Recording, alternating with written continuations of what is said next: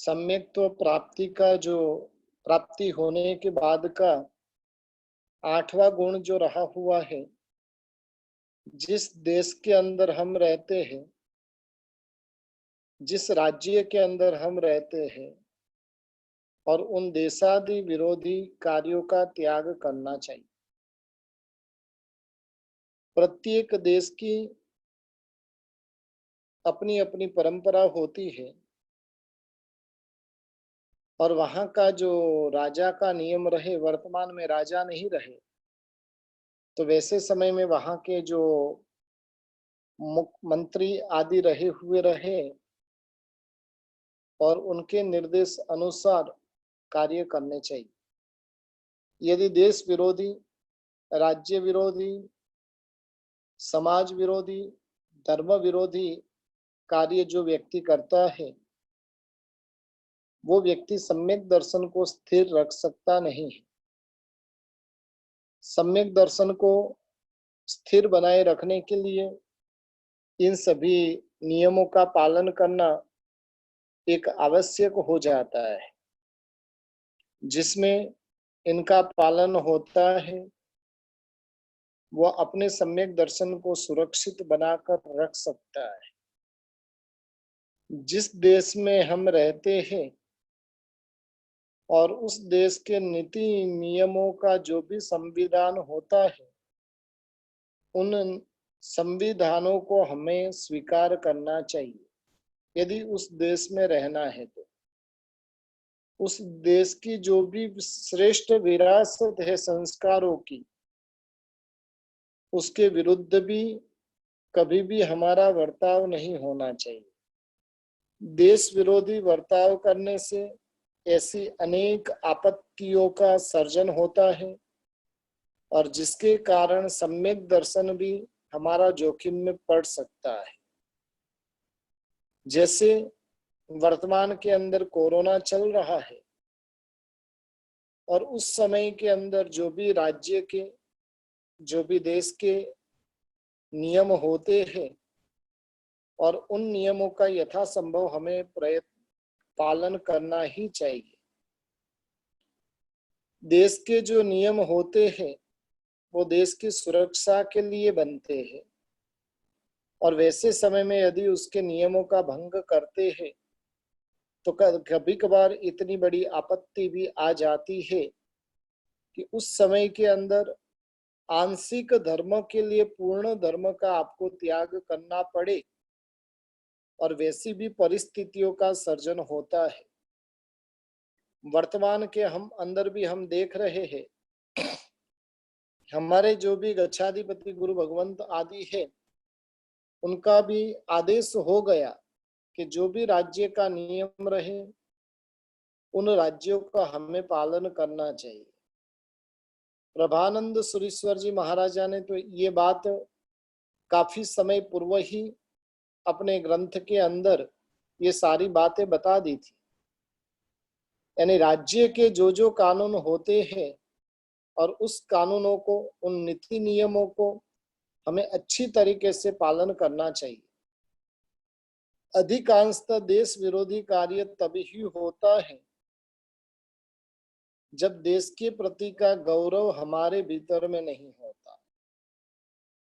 दूसरे नंबर के अंदर देश विरोधी कार्य तभी ही होता है जब विषय और कसायों की परिणति तीव्र होती है, उस समय के अंदर देश विरोधी कार्य होता है और आपका एक कार्य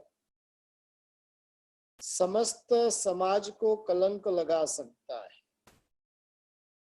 आपकी की गई एक गड़बड़ी उसके लिए समस्त समाज को भुगतना पड़े, वैसा भी हो सकता है। और इसलिए जहां के जो नियम रहे उन नियमों का पालन करना चाहिए। सबसे पहले जो पालन आएगा देश के नियमों का पालन, दूसरे नंबर में आएगा राज्य के नियमों का पालन, तीसरे नंबर के अंदर आएगा समाज के नियमों का पालन, चौथे नंबर के अंदर आएगा कि धर्म संबंधित जो नियम हैं और उन नियमों का पालन हमें करना चाहिए।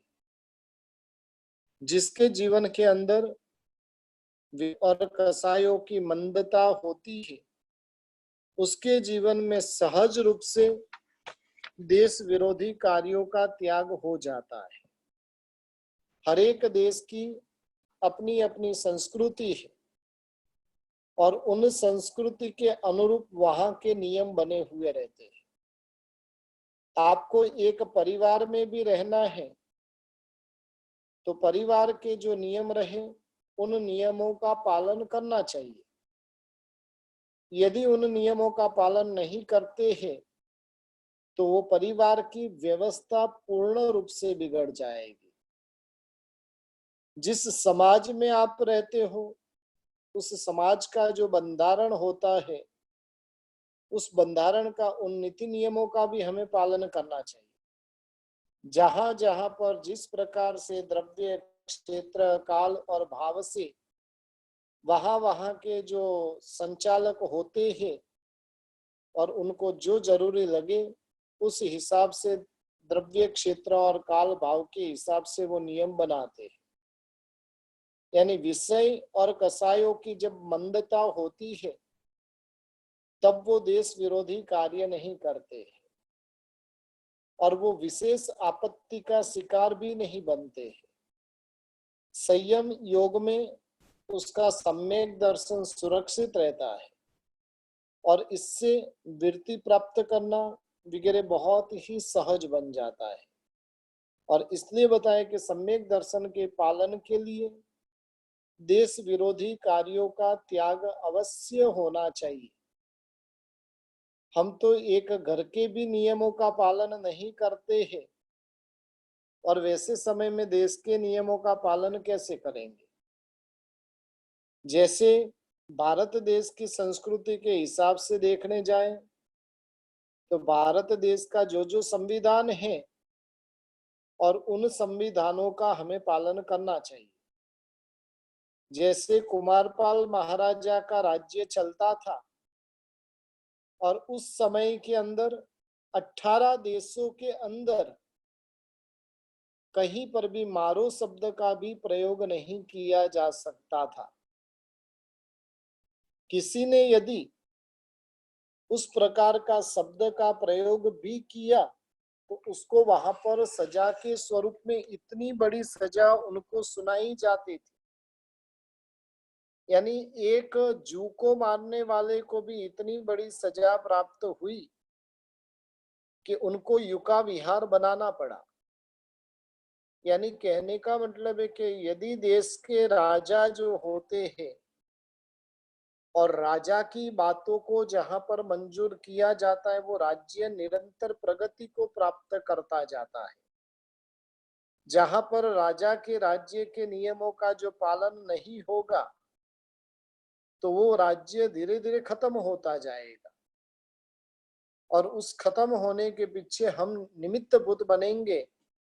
इसलिए देश आदि के जो नियम हैं उन नियमों का पालन हमें अवश्य करना चाहिए।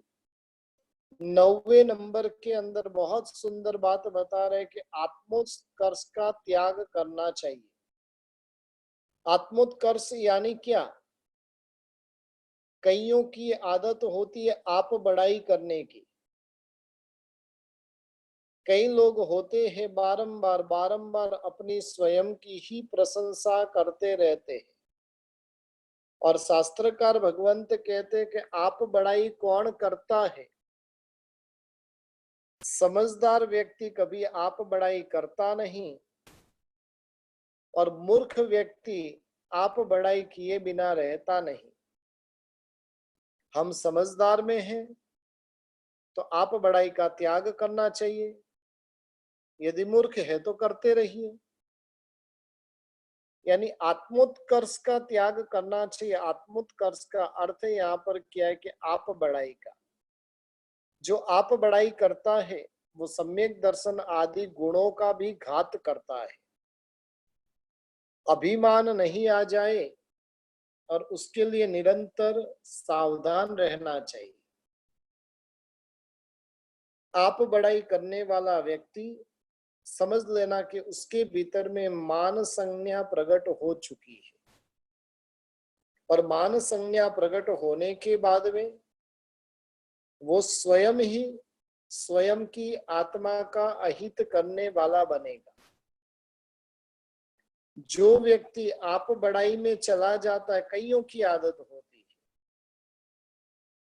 विशेष करके बहनों की एक अपेक्षा होती है, मैंने खाना पकाया, वो कैसा पकाया। वास्तव में कहिए कि उसमें कुछ खराबी कोई आपको बता देवे कि भाई ये खाना बराबर नहीं बना है, तो आप खुश होंगे कि आपकी प्रशंसा करेंगे तो आप खुश होंगे। और जो प्रश्न भी पूछा जाता है, वो प्रश्न किस लिए पूछा जाता है? आपको प्रशंसा सुननी है, और प्रशंसा सुनने के लिए पूछा जाता है। आपको 100% पता है कि ये बहुत अच्छा बना है, तभी आप प्रश्न पूछते हो कि भाई ये कैसा बना है।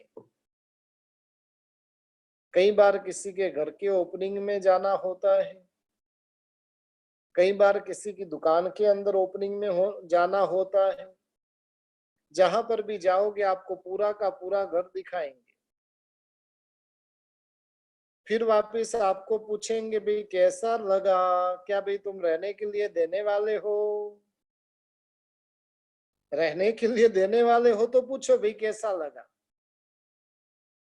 वो बोलेगा हाँ अच्छा बना है, अच्छा बना है, लेकिन उसके काम का तो है ही नहीं कुछ। फोगट में वो अच्छा बना बोलकर वो पूरे के पूरे कर्मों के बंधन से बंधित हो जाता। कहीं पर भी किसी के वहां पर आप गए, घर देखा, घर देखने के बाद में उनका प्रश्न होता है भाई कैसा बना। मैं लगभग लगभग कहीं पर भी जाता हूं तो पहले नंबर में घर देखता ही नहीं। अब वास्तु आदि के हिसाब से कभी कभार देखना पड़ा और वो पूछे भाई कैसा है, तो वास्तु का दोष आदि बता देता हूँ। लेकिन फिर भी वो आग्रह करे कि भाई घर कैसा है, तो मैं उनको जवाब देता हूँ जैसा है वैसा है, जैसा है वैसा है। हम नहीं बोल सकते ये अच्छा है कि ये बुरा है। बुरा बोलोगे तो उसके दिल को चोट पहुंचेगी, अच्छा बोलोगे तो उसने जो बनाने में, पैसा कमाने में जितना पाप बांधा, और वो पाप के हिस्सेदार हम भी बन जाएंगे। कुछ लिया नहीं, कुछ खाया पिया नहीं, और फालतू के कर्मों के बंधनों से हम बंध जाते हैं। इसलिए वैसे समय के अंदर आत्मोत्कर्ष का त्याग करना चाहिए। जब भी हम किसी को पूछते हैं ना, हम तभी पूछते भी मैं कैसा लगता हूं। आपको सबको विश्वास है कि मैं अच्छा लग रहा हूं, तभी आप पूछोगे। कभी नाइटी पहनकर किसी को नहीं पूछते हो कि मैं कैसे लग रहा हूं। नाइट ड्रेस पहनकर आपने कभी किसी को पूछा कि भाई मैं कैसा लग रहा हूं? अच्छे कपड़े पहनकर ही पूछते हो। उसका मतलब क्या है कि हमें हमारी प्रशंसा सुनने की इच्छा भीतर में रही हुई। कई बार जो समझाने वाले भी होते, प्रवचनकार भी होते, वो प्रवचन होने के बाद में या तो पूजा होने के बाद में वहां पर रहे हुए लोगों को पूछते भाई मैंने कैसा समझाया? अरे भाई उसको पता ही है तूने कैसा समझाया, अब तू क्यों पूछ रहा है? वो उसको पूछे कि आप क्यों पूछ रहे हो कि मैंने कैसा समझाया। और उस समय के अंदर देखने जाए तो उनके भीतर में लगभग लगभग एक संज्ञा पड़ी हुई होती है, मुझे मेरी प्रशंसा सुननी है। मुझे सुनना है कि हाँ सामने वाला कहे आपने बहुत अच्छा समझाया। हमें सुनना है कि नहीं मैंने बहुत अच्छे से मैं तैयार हुआ हूं। लेकिन ये सब बातें कैसी हैं? मान संज्ञा को बढ़ाने वाली है। और आत्मोत्कर्ष में वही व्यक्ति जा सकता है जिसके भीतर में गाढ़ मिथ्यात्व पड़ा हो। अन्य कोई प्रशंसा करे तो भी हमें सोचना चाहिए कि मेरे भीतर में प्रशंसा करने लायक कुछ भी रहा नहीं। हमारी हालत कैसी है पता, हमेशा के लिए मैं कहता हूँ, ऊंट के, कैमल के एक भी अंग का ठिकाना नहीं है, और फिर भी उस ऊंट की प्रशंसा गधा करे। ऊंट के एक भी अंग का ठिकाना नहीं, और फिर भी उस ऊंट की प्रशंसा गधा करे और गधे की प्रशंसा ऊंट करे। ऊंट को देखकर गधा बोले, क्या भाई तुम्हारा रूप है, क्या तुम्हारी पर्सनालिटी है, अरे भाई तुम्हारे जैसा तो दुनिया में कोई दिखता नहीं है। और ऊंट वो गधे की प्रशंसा करे, अरे भाई तुम्हारा कंठ कितना सुंदर है, तुम्हारी चाल कितनी सुंदर है। अब वास्तव में देखने जाए तो दोनों में कोई ठिकाना नहीं, और फिर भी दोनों अपनी अपनी, हमको नहीं लगता है हमारी रसोई बनाने में मास्टरी नहीं है, और फिर भी रसोई बनाने की प्रशंसा सुननी है। हम जानते हैं कि हमारा जो रूप प्राप्त हुआ है उस रूप का कोई ठिकाना नहीं, और फिर भी अपन क्या पूछते, मैं कैसी दिख रही हूँ, मैं कैसा दिख रहा हूं। अरे भाई जैसा है वैसा है। अब तुम अच्छे दिख रहे हो तो भी किसी के काम के नहीं हो, उनको तुम खराब दिख रहे हो तो भी किसी के काम के नहीं हो, अन्य को पूछना ही क्यों। लेकिन भीतर में एक मान आकांक्षा पड़ी रहती है, और वो जाकर बारंबार बारंबार हमें पूछवाता रहता है। कभी भी यदि ध्यान रखिए कि आपकी कोई प्रशंसा कर रहा है, विशेष करके बहनें और माताएं, आपकी कोई यदि पर पुरुष प्रशंसा कर रहा है तो समझना कि उसके भीतर में कहीं ना कहीं खराबी घुसी हुई है, उसके मन में कहीं ना कहीं कुछ विकृतता आई है, और तब जाकर वो आपकी प्रशंसा कर रहा है। लेकिन हम क्या करते, कोई आकर यदि हमारी प्रशंसा कर ले, हम इतने खुश हो जाते हैं, उसने हमारी प्रशंसा की। अब क्यों प्रशंसा की है वो तो कभी देखने जाते ही नहीं है, उसके जड़ में तो जाते ही नहीं है, और जड़ में नहीं जाने के कारण वही प्रशंसा हमें डुबाने वाली बनती है, वही प्रशंसा आगे जाके हमें मारने वाली बनती है। एक चीज ध्यान रखिए कि सामने वाले का कर्तव्य है प्रशंसा करने का, लेकिन हमारा कर्तव्य हमें सोचना है कि मेरे भीतर में प्रशंसा करने लायक कुछ नहीं है।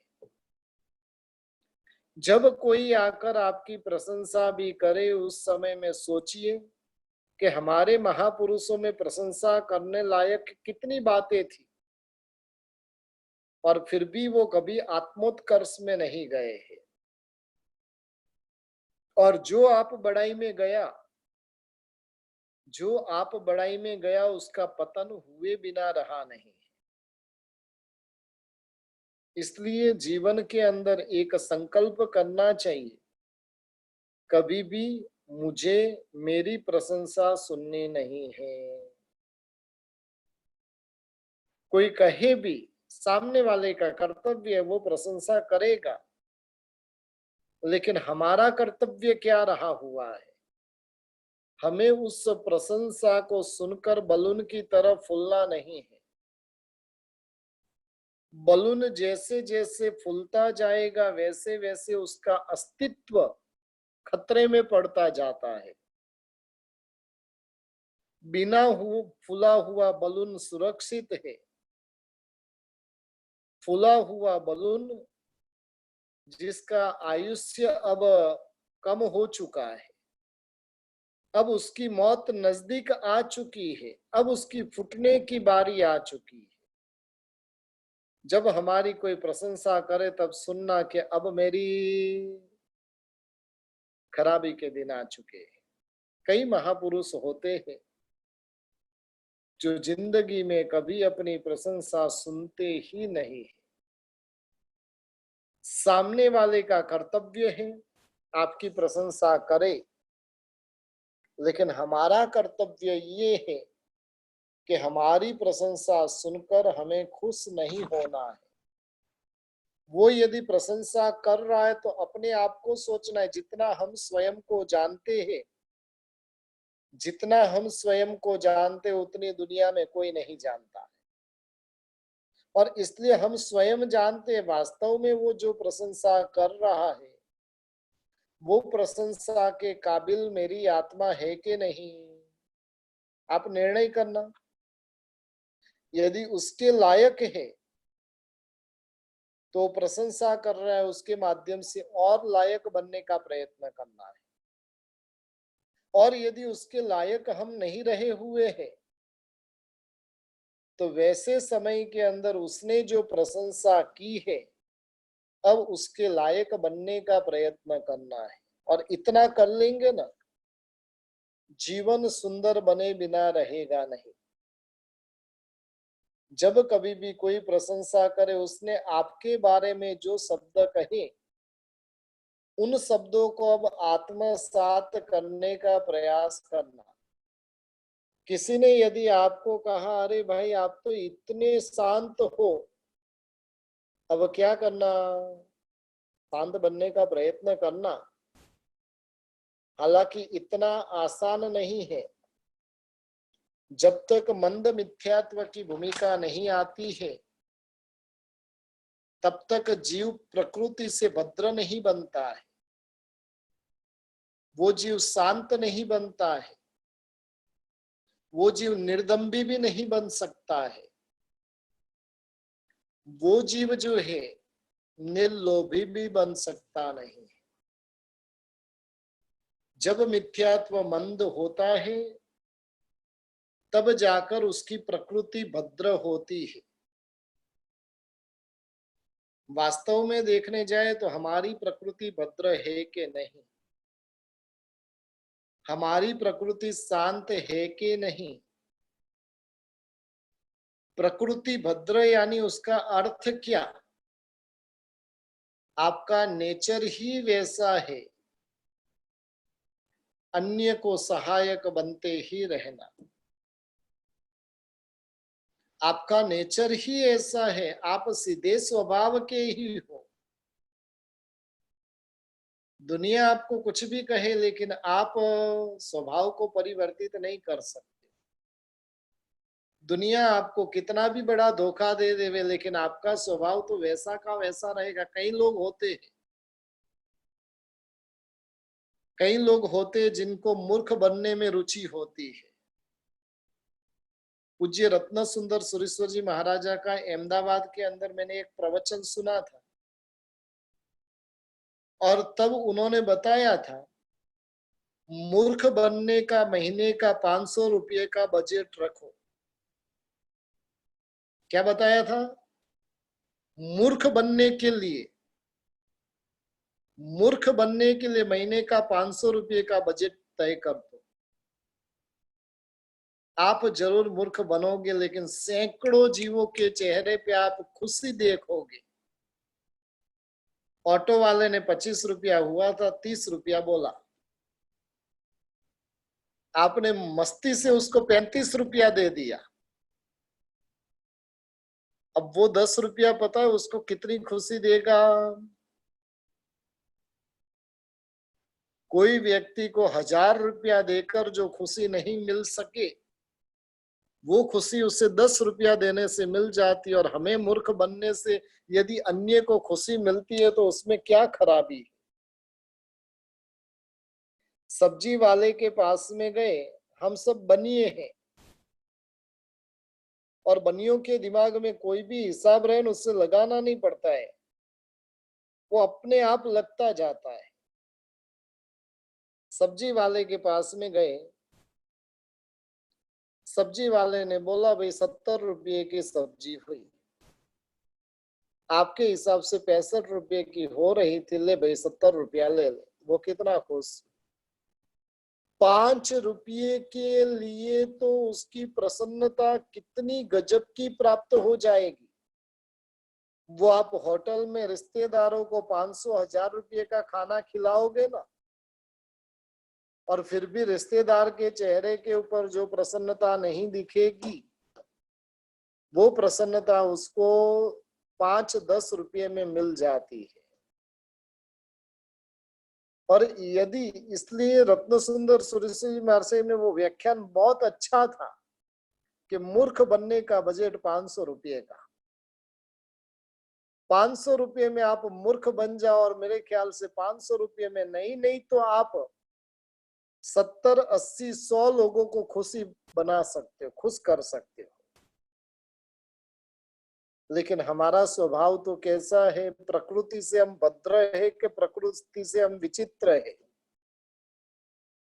भद्र व्यक्ति होता है, उसका नेचर ही ऐसा होता है, वो किसी को दुखी नहीं कर सकता है, वो किसी का दुख देख नहीं सकता है, स्वयं दुखी हो जाएगा, स्वयं भूखा रह जाएगा, लेकिन सामने वाले को भूखा नहीं रख सकता है। ये प्रकृति से भद्र लोग होते हैं। थोड़े दिन पहले जब शुरू में जब लॉकडाउन हुआ था ना, उसके दूसरे के तीसरे दिन 3-4 दिन साध्वी जी भगवंत के साथ में गोचरी के लिए जाना हुआ था, और 2 अलग अलग समुदाय के पूज्य साध्वी जी भगवंत, एक सागर समुदाय के और एक जगत चंद्रसूरी समुदाय के, और दोनों अलग अलग समुदाय के साध्वी जी भगवंत, और उनकी विशेषता देखने जैसी, जो 10 ठाणा है उनको गोचरी की अधिक आवश्यकता है। काफी घरों पे गए तो उन्होंने बोला गुरुजी बना हुआ नहीं है, बना हुआ नहीं है, खाली लौटना पड़ रहा है। और उसमें जो 10 ठाणा जो साध्वी जी भगवंत के थे, वो साध्वी जी भगवंत ने कहा कि जहां पर पहले गोचरी मिलती उन 3 को आप लेने दो, हमको तो नहीं मिला, तो भी हमको उपवास करने की आदत रही हुई है। और वो 3 वाले सोच रहे कि पहले वो 10 जने उनकी व्यवस्था पूरी होने दो, फिर हम तो 3 ही मेंबर है। और ये प्रकृति की भद्रता होती है। हम क्या सोचते हैं, खाने के लिए बैठे तो भाई मेरा फेवरेट है, मुझे आने दो, बाकी की कोई चिंता नहीं, उसको मिलेगा कि नहीं मिलेगा उसका कोई विचार नहीं करेंगे, बस मुझे मिलना चाहिए। नहीं, दूसरों का भी विचार करना, जिसकी प्रकृति भद्र होती है। और ये सब किसकी निशानी है? मंद मिथ्यात्व की निशानी है। जिसका मिथ्यात्व कमजोर पड़ा हुआ रहता है वो प्रकृति से भद्र होता है, और जिसका मिथ्यात्व मंद नहीं है वो प्रकृति से उग्र रहता है, भद्र नहीं। उसको मजा भी लोगों को परेशान करने में आती है। जब सर्जिकल स्ट्राइक हुई थी, और उस समय के अंदर धार्मिक के अंदर मैंने संगीत सिखा रहा था, और उस समय में 4-5 बच्चों को पूछा कि भाई सर्जिकल स्ट्राइक के बारे में तुम्हारी क्या राय है। कोई बच्चे 10 साल के, कोई बच्चा 12-13 साल का था, और उन बच्चे को सर्जिकल स्ट्राइक के बारे में उनकी राय पूछी। एक बच्चा तो बोल रहा है कि क्या इतने को ही मारा? क्या बोल रहा है? क्या इतने को ही मारा? अरे पूरे पाकिस्तान को ही उड़ा देते थे। और तब मैंने उस बच्चे को बताया, हमसे आतंकवादी की सोच फिर भी अच्छी है, हम आतंकवादी से भी गए गुजरे हैं। आतंकवादी ने सिर्फ 16, 17, 20, 25 लोगों को ही उड़ाया था, और हम सोच रहे एक साथ में करोड़ों को उड़ा देंगे। अब कौन भयंकर बोलिए? ये प्रकृति की भद्रता नहीं है। हम खाली अपने विचार रखते, और रखने के साथ में हमें करोड़ों की हिंसा करने का पाप हमारे सिर पे लग जाता है। बनियों की हालत ऐसी है, पापड़ तोड़ने की भी ताकत नहीं है, और वो विचार करता है कि पूरे के पूरे पाकिस्तान को उड़ाना है। अरे भाई, पहले एक आतंकवादी का तो तू सामना करके आ जा। आतंकवादी को छोड़ो, तेरे घर के बाजू में जो व्यक्ति रहता है और वो बारंबार तेरे साथ झगड़ता रहता है, उसका तो सामना करके आ जा, फिर पाकिस्तानियों का सामना करना। प्रकृति से भद्र व्यक्ति क्या कहेगा? अरे भाई, किसी की कितनी भी बड़ी गलती रहे, इस तरीके से किसी को नहीं मारा जाता है, उसको उसका अफसोस रहेगा। और जिनकी प्रकृति भद्र नहीं है, वो सोचेगा नहीं, इनके साथ तो इससे भी बुरी हालत करनी थी, इससे भी भयंकर तरीके से उनको मारना था, इसमें से एक भी बचना नहीं था। और ये बताता है कि हमारी प्रकृति भद्र है कि भयंकर है। कोई कोई व्यक्ति प्रकृति से शांत स्वभाव का रहता है, कोई कोई उग्र होता है। सोचना, हमारी प्रकृति शांत है कि उग्र है? प्रकृति शांत रहे तो समझना कि सम्यक्त्व की भूमिका में हो सकते हो। प्रकृति शांत है तो सोचना कि मंद मिथ्यात्व की भूमिका में हो सकते हैं। और प्रकृति शांत नहीं है तो समझना कि गाढ़ मिथ्यात्व, भारी मिथ्यात्व अपनी आत्मा के ऊपर रहा हुआ है। हमें क्रोध कोई बड़े निमित्त खड़े हो तो ही आते कि छोटे निमित्त में भी आ जाता है। हमें जब कोई व्यक्ति चिढ़कर बोले तो ही गुस्सा आता है कि कोई हंसी मजाक करता है तो भी गुस्सा आ जाता है। हमारी मानसिक स्थिति कोई लास्ट हद तक परेशान करे तब बिगड़ती है कि सामान्य दो शब्द का है और उसमें भी हमारा मानसिक संतुलन हम खो बैठते हैं।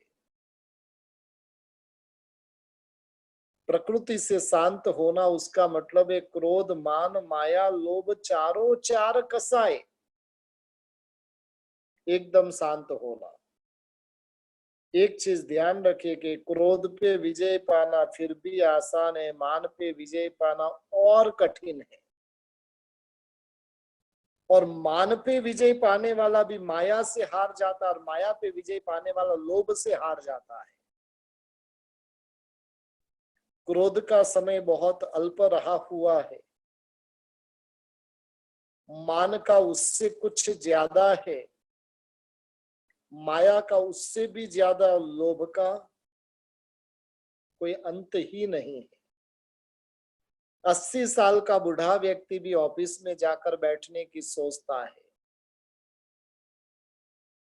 एज हो गई है 80 की, इतना संकल्प कर दो, जब बेटा कमाना शुरू कर देगा और जिस दिन आपको दुकान पे बेटा कह देवे कि पिताजी आप मुझे डिस्टर्ब मत करो, मुझे मेरे हिसाब से करने दो, उस दिन दुकान छोड़कर घर पर बैठ जाएंगे। करनी इतनी कंडीशन, इतनी शर्त मंजूर है। जिस दिन बेटा कहे बेटा क्या बारंबार पिताजी आप मुझे टोक टोक करते हो, मैं समझदार हो चुका हूं, मैं अब बिजनेस चला सकता हूं, और उस समय शांति से घर पे जाकर बैठ। एक चीज ध्यान रखिए कि लोभ वृत्ति इतनी भयंकर है ना, मरते मरते भी लोभ वृत्ति जाती नहीं। भागवत के अंदर प्रसंग आता है, गौतम स्वामी वो सेठ को निर्यामणा करने के लिए, अंतिम आराधना कराने के लिए पहुंचे हुए हैं। घर के अंदर बकरी के गाय आई और वहां पर पड़ा हुआ वो झाड़ू खाकर जा रही थी। उतने में तो पिताजी चिल्ला रहा, अरे वो झाड़ू को बचाओ, झाड़ू को बचाओ। अरे भाई, तेरी आत्मा जा रही है, गौतम स्वामी जैसे महापुरुष आए हुए, और फिर भी उनको चिंता किसकी है? झाड़ू की। वास्तव में हमें सोचना, ये सारी बातें जो है ना, अन्यों के लिए नहीं है, अपनी स्वयं की सोच को बदलने के लिए। जब तक ये टोपी दूसरे को पहनाते रहेंगे, आज सुबह की क्लास बहुत अच्छी थी और उसके अंदर बहुत सारी बातें मैंने बताई थी। यहां से डालना है और सीधा अंदर उतारना है। अंदर उतारने के बाद में विनियोग करो, कोई दिक्कत नहीं है, लेकिन पहले नंबर में कोई भी वचन रहे, वो वचन हमें लगना था चाहिए कि ये वचन मेरे लिए है। शास्त्रकार भगवंतों ने ये चीज जो कही है वो मेरे आत्मा पे बराबर से फिट बैठती है। मेरी आत्मा भी कुछ इस प्रकार की ही रही हुई है। प्रभु तेरा लाख लाख शुक्रिया है, शुक्र गुजार तेरा हूं कि तूने ये बात कही। संवत्सरण के अंदर बात आती है ना, प्रभु जो भी बात कहते हैं सुनने वाली प्रत्येक आत्मा को यही लगता है प्रभु मुझे कह रहे हैं। हमारा सत्संग भी करीब 35-40 दिन से चल रहा है। बहुत सारी बातें सम्यक्त्व के संबंध में शास्त्रकार भगवंतों ने कही। यदि समझ लो कि हमारे भीतर में लगा रहे कि ये प्रभु मेरे लिए कह रहे हैं, तो समझना अपनी आत्मा का कल्याण हो सकता है। मैं भी सोचूंगा ये मेरे लिए नहीं है तो दूसरों के लिए, तो समझ लेना मेरा भी कल्याण कोई नहीं कर सकता है। जिसको भी अपना कल्याण करना है उनको ये बातें मेरे लिए बनी हुई है ऐसा जब लगेगा तो हम सुधर पाएंगे, अन्यथा सुधर पाना बहुत मुश्किल है। मैं बता रहा था कि भी मंद मिथ्यात्व की जब भूमिका होती है और उस समय के अंदर प्रकृति से भद्रता हमारे भीतर में आती है। दूसरे नंबर में बताया कि शांत अवस्था प्राप्त होती है। क्रोध शांत है, मान शांत है, माया लोभ सब अब दबे हुए। अब तक मैं उसके नीचे था, अब उसके ऊपर मैं बैठा हूं। दोनों में बहुत बड़ा अंतर है। क्रोधादि कसायों को अपने सिर पे बिठाना और उसके सिर पे हम बैठ जाना, बहुत बड़ा अंतर है। घोड़ा हमारे ऊपर है कि हम घोड़े के ऊपर है। हाथी हमारे ऊपर है कि हम हाथी के ऊपर है। बस आज दिन तक जब तक समझ नहीं थी तब तक मेरे ऊपर क्रोध मान माया लोभ सब सवार थे। जब मंद मिथ्यात्व की भूमिका में भी जीव आता है तो वो क्रोध मान माया लोभ के ऊपर वो खुद सवार हो जाता है और सम्यक तो पाता है तो वो एकदम उसके ऊपर बैठ के भागता है। क्रोध से विजय पाने वाले मान से हार जाते हैं।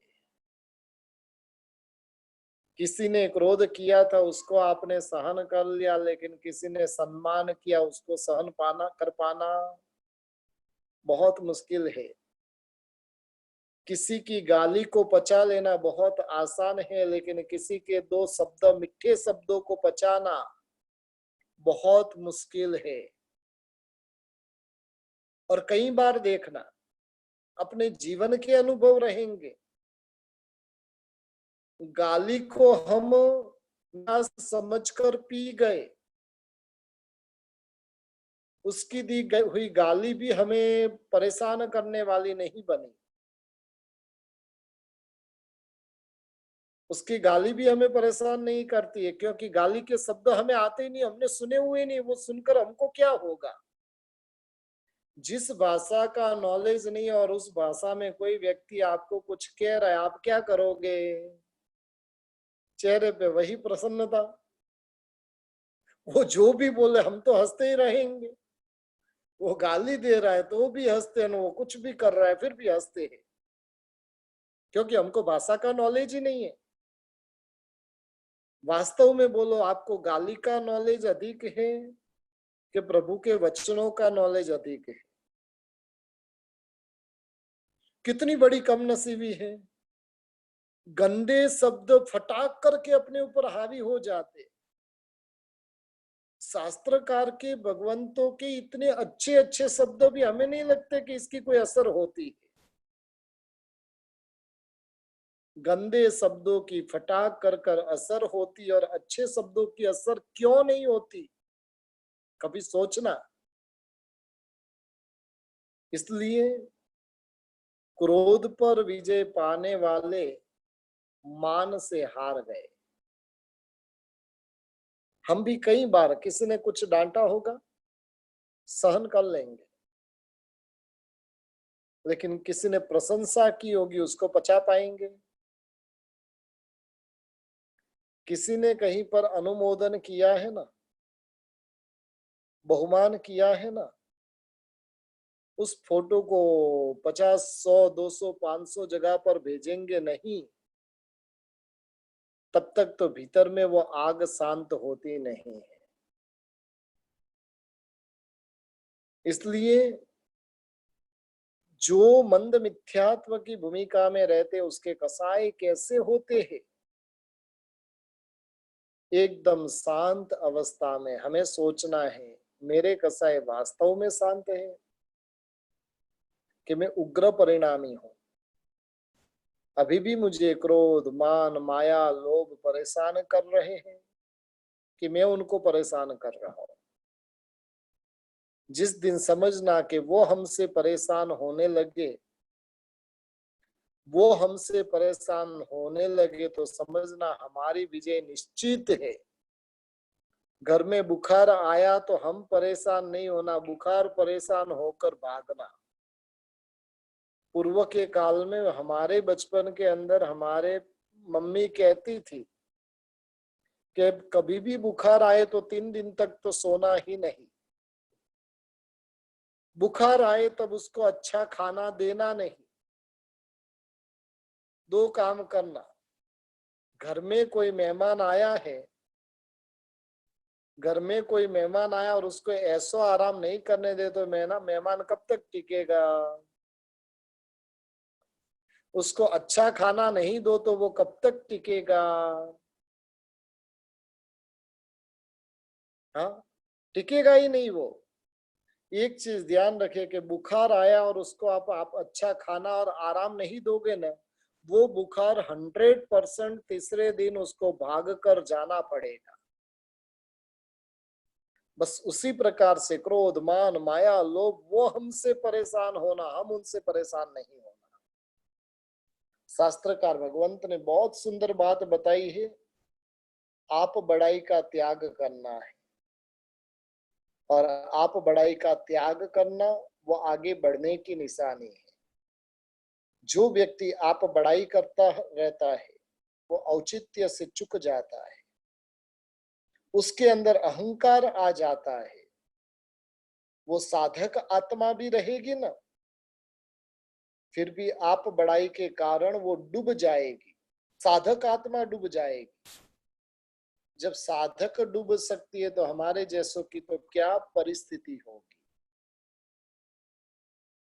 और इसलिए क्या करना है, आप बड़ाई का त्याग करना है। ये 10वें नंबर का कर्तव्य है, 9वें नंबर का कर्तव्य है। 10वें नंबर के अंदर शास्त्रकार भगवंत बता रहे हैं कृतज्ञता गुण आना जीवन के अंदर। 2 शब्द है, एक कृतज्ञ है, संस्कृत शब्द है दोनों भी। एक कृतज्ञ है और एक कृतघ्न है। किए हुए को जानने वाला कृतज्ञ कहा जाता है और किए हुए पर पानी फिराने वाले को कृतघ्न कहा जाता है। हम कृतज्ञ हैं कि कृतघ्न है? किसी ने कोई उपकार किया है और फिर भी उसे गालियां देना, तूने क्या किया है, तूने हमारे लिए कुछ नहीं किया, वो कृतघ्न की निशानी है। और कृतज्ञ जो रहेगा वो क्या करेगा, किए हुए उपकारों को सतत स्मरण में रखेगा। एक छोटा सा उपकार और उन छोटे से उपकार को भी पूरी जिंदगी भर तक वो भूल नहीं पाएंगे। कृतज्ञ व्यक्ति जो रहता है सबके उपकारों के तले दबा हुआ होता है, और कृतज्ञ होता है उपकार को उपकार के स्वरूप में मानता ही नहीं है। हमारे ऊपर जगत में कितनों कितनों के उपकार रहे हुए, आज जिस मुकाम पे हम पहुंचे हैं उस मुकाम पर पहुंचाने में कितनों का सहयोग रहा हुआ रहेगा। आज रात को सोने के पूर्व में यदि आप 10 बजे भी सोते हो तो आपके पास में आधे घंटे का समय रहेगा। सोने के पूर्व में सोचिएगा बचपन से लेकर यहाँ तक पहुंचने में किन किन के उपकारों के तले में दबा हुआ, कैसे कैसे लोगों ने मेरे ऊपर उपकार किया, मैं उनके प्रति अपकार करता रहा और फिर भी वो मेरे ऊपर उपकार की गंगा बहाते रहे। उपकारों का स्मरण करना है, किसी का द्रव्य उपकार रहे कि भाव उपकार रहे, इन दोनों उपकारों को जीवन की अंतिम सांस तक भूलना नहीं है। किसी के ऊपर हमने उपकार किया उसको याद रखना नहीं है, हमारे ऊपर किसी ने छोटा सा उपकार किया उसे भी जीवन के अंतिम समय तक भूलना नहीं है। जिसके जीवन में मान कसाई कमजोर पड़ता है उसके जीवन में कृतज्ञता गुण आता है, और जिसके जीवन में मान कसाई मजबूत होता है वो कृतज्ञ न बनता है। हम माता पिता के उपकारों का कभी स्मरण करते हैं? जाकर माता पिता को धन्यवाद दिया कभी? धन्य है आज दे देना। माता पिता को कहना धन्य है कि आपने ऐसे विषम काल के अंदर भी मुझे इस दुनिया में लाया। यदि समझ लो आज के माँ बाप जैसे आप होते तो पेट में ही मुझे मरवा देते थे, लेकिन इस दुनिया के दर्शन मुझे करवाया, आपका उपकार है। इतने अद्भुत ऐसे जिन शासन की प्राप्ति करवाई, कितना परम उपकार हमारे ऊपर है, कितनों कितनों के उपकार के तले हम दबे हुए हैं। एक एक दिन हमारा जो है ना वो कितनों के उपकार हमारे ऊपर है, और तब हमारे दिन पसार हो रहे हैं। हम मस्ती से जी रहे हैं, ऐसे ही नहीं जी रहे हैं, कईयों के उपकार है। शांति से हम जी रहे हैं, क्यों जी रहे हैं? सैनिक लोग बॉर्डर पे खड़े हुए तब हम शांति से जी रहे हैं। कई लोग अपना बलिदान दे रहे हैं और तब हम शांति से जी रहे हैं। दुनिया में अभी भी आतंक इतना फैला नहीं है और इसलिए हम शांति से जी रहे हैं। कभी ड्राइवर ने हमें इच्छित जगह पर पहुंचा, उसका आभार माना,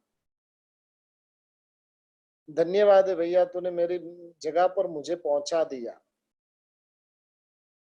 आज के दिन में कितने अकस्मात होते हैं, लेकिन उसने आपको सही सलामत पहुंचाया, उपकार मानने की इच्छा ही नहीं होती। भगवान से रोज कंप्लेन करना आता है, भगवान से कभी प्रभु को भी जाकर धन्यवाद दीजिए। प्रभु आज का सूर्योदय के दर्शन तूने मुझे करवा दिए, धन्य है तुझे। कई लोग सोने के बाद में दूसरे दिन का सूर्योदय देख नहीं पाते हैं। आज का मेरे जीवन के अंदर सूर्योदय हो गया, प्रभु तेरा शुक्रगुजार हूं, तेरा एहसानमंद हूं। उपकारों को कभी हम स्मरण में लाना हमने सीखा ही नहीं है। छोटी सी चीज में जो उपकार होता है ना, उस उपकार को भी हम कैसे भूल सकते हैं। आप दुकान पे हो, आज काफी लोग दुकान गए होंगे। अब समझ लो कि दुकान पे गए, दुकान पे आप काम वालों के बिना अधूरे हो के पूर्ण हो। आपको नहीं लगता कि काम वाले नहीं है तो मैं 10% भी काम का नहीं हूं? घर वालों को पूछो, पिछले 1 महीने से घर में काम वाली नहीं आ रही है। अब घर वालों को पूछो कि काम वाली का इम्पोर्टेंट कितना था, कितनी महत्वपूर्ण वो थी, लेकिन उसने कभी भी बर्तन की सफाई करके, घर की सफाई करके उसने हमें दी, हमने उसको कभी धन्यवाद दिया? उसके उपकारों को हमने जाना कि नहीं? जब नहीं होते तब उसकी वैल्यू समझ में आती है, जब सामने है तो उसकी वैल्यू कोई समझ में आती नहीं। ये है कृतज्ञता गुण। और अंतिम नंबर के अंदर जो गुण है, अभिनिवेश का त्याग करना है। गलत वस्तु, गलत मान्यता, गलत सिद्धांत, उसके आग्रह को रखना नहीं है। कई लोग दुनिया में ऐसे हैं कि गलत का आग्रह पकड़कर बैठ जाते हैं, वहां पर समझ को थोड़ा भी अवकाश होता नहीं है। कोई समझदार व्यक्ति उसे समझाना चाहे फिर भी वो समझने की तैयारी नहीं होती, और उस व्यक्ति को अभिनिवेश कहा जाता है। मन के अंदर जो गलत धारणाएं हैं, उन धारणाओं को छोड़ते जाए। गलत मान्यताएं भीतर में पड़ी हुई है, इन मान्यताओं का त्याग करते जाए। और ये जब जीवन के अंदर होगा तो वास्तविक जीवन के तथ्य को हम पा सकेंगे। इसलिए पहले 13 गुण जो बताए थे वो सम्यक्त्व की प्राप्ति कराने वाले थे। दूसरे 11 गुण बताए वो सम्यक्त्व की अभिवृद्धि करवाने वाले हैं। बस इन 13 और 11 कितने हुए? गिनती में मैं बहुत कमजोर हूं, 24 हुए। और ये 24 को क्या करे? तीर्थंकर हमारे 24, और ये 24 गुणों को अवधारण कर कर 24 दंडकों से हम दंडित हो रहे हैं। इन दंडों से मुक्ति पाकर 24 तीर्थंकरों की शरणागति में हम जाए, इन्हीं मंगलमय भावों के साथ में। सुना तो आपने एकाग्रता से है, सुनने के लिए आपने 38 घंटों का योगदान दिया है, तब जाकर आप सुन पाए हो। अब बस सुने हुए को आत्मसात करने का प्रयत्न करना।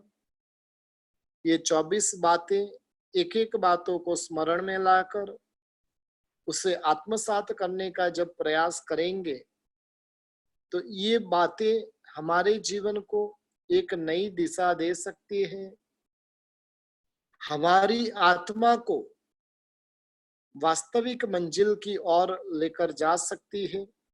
इन्हीं मंगलमय भावनाओं के साथ में आज के विषय की हम ये पूर्णता करते हैं। पूज्य प्रभानंद सुरेश्वर जी महाराजा का भी हम उपकार मानते हैं, उनके चरणों में भी भावपूर्ण वंदना करते हैं कि जिन्होंने ऐसे ग्रंथ की रचना की, हितोपदेश नाम के ग्रंथ की, और इस ग्रंथ के माध्यम से 13 और 11 गुण हमें बताए। 525 श्लोकों का हमारा स्वाध्याय हुआ। ये ग्रंथ जो रहा हुआ 525 श्लोक का ये ग्रंथ है, और वो ग्रंथ की विवेचना अपनी, उसमें जो मेन बातें थी वो बातें हमने लेने का प्रयास किया है। थोड़ी बहुत हाई लेवल की बातें थी, क्योंकि रोज का मुझे 1-2 का फोन आता था, गुरुजी ये थोड़ा लेवल हाई है, थोड़ा लो करो। आज भी 3 फोन तो आ गए कि आपका लेवल जो रात का चल रहा है वो थोड़ा हाई है, तो थोड़ा लेवल लो करो। देखते अभी कल से क्या विषय शुरू करना। अनेक विषय दिमाग के अंदर रहे हुए तत्व के संबंध में भी है, क्रिया के संबंध में भी है, मंदिर के संबंध में भी है, अनेक प्रकार के विषय रहे हुए हैं। अभी तक कुछ निर्णय किया नहीं है। कल सुबह तक निर्णय करके उसके आधार पर कल रात से एक नए विषय की हम शुरुआत करेंगे। ये 24 हमें 24 तीर्थंकर के पास में पहुंचाने वाला बने, और फिर कल से कौन सा विषय अभी तक शुरू करना। बहुत सारे सब्जेक्ट दिमाग के अंदर है, लेकिन अभी तक निर्णय की भूमिका पर पहुंचा नहीं हूं। या तो चलो जिनालय चले, एक विषय दिमाग में आया था, लेकिन काफी लोगों को ध्यान रहेगा, काफी लोगों को नया रहेगा। दूसरा एक विषय ध्यान में आया था ज्ञान सार।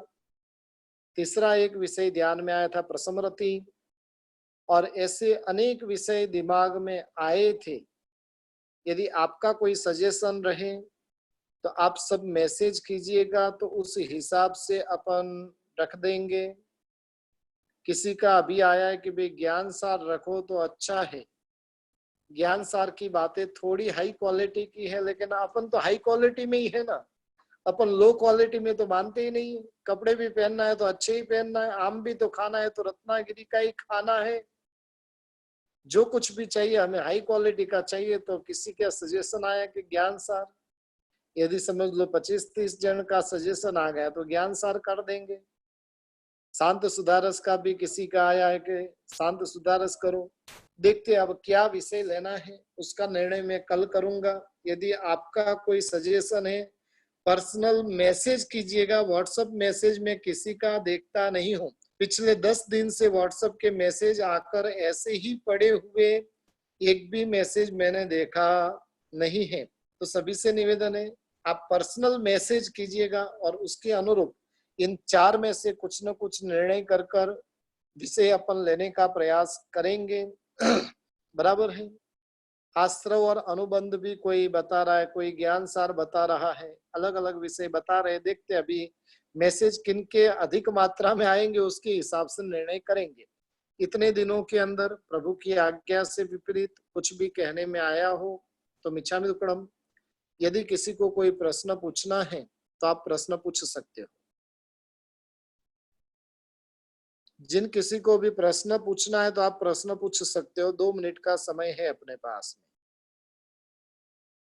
आप म्यूट हो गए हो, ये अनम्यूट हो गए हो, अपने आप अनम्यूट कर सकते हो। प्रश्न पूछना है तो पूछिए। किसी को नहीं है प्रश्न? गुरुजी, हाँ बोलिए। आज का प्रश्न हमारे इस टॉपिक का नहीं है, कोई दूसरा टॉपिक है, पूछ सकता हूँ क्या? धर्म संबंधित रहेगा तो चलेगा। सिमंदर स्वामी 24 भगवान में नहीं आते हैं, तो हम वो मेरे को समझ में नहीं आया है। बहुत अच्छा प्रश्न है। मैं 24 भगवान का याद कर रहा था, तभी प्रश्न आया, तो मैंने माता जी को पूछा, तो माता जी पूछे एक बार गुरु जी को भी पूछ लेना। वो ठीक है, महाविद्या ठीक। प्रश्न मैं समझ गया हूँ। सिमंदर स्वामी 24 तीर्थंकर में क्यों नहीं आते हैं?